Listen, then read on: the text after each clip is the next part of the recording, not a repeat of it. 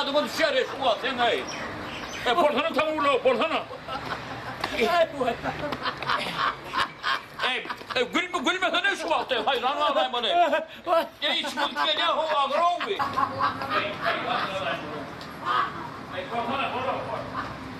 Portanı etak vuruyor. İçime geliyor o be. Buradan çok. Şu vakti kırmızı demek. Kolay olsa bırak ağır olmuyor. Buradan çok. Ay bana komacaksın altın suatı var mı o şey ettirdi.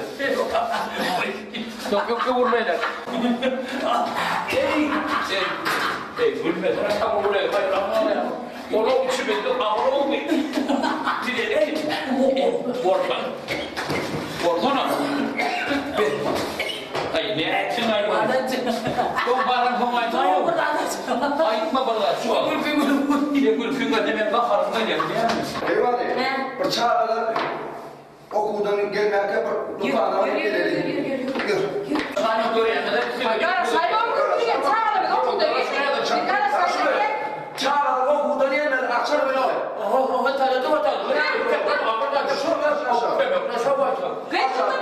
Haydi yata parayla. Haydi yata parayla. Haydi yata. Yok. Artıncak bir bize uğraymadın mı? Bu şimdi öldür şey. O şadırlar. Vay, onunla nereye var? Lokanta oldu. Nereye gelmişsin? Yürü. Geç. O içiyorlar. Gülü bir çıkardı lan. Geçti onu da kaldırma ağıra götürdü. İçiyorlar çoğu sayesinde. Düğüşhane mi? Tula baba dedi. Bor. Kalkam sen gelirsin. Ay meşik değil. Geliyor mı şahsını? Ay gel ver.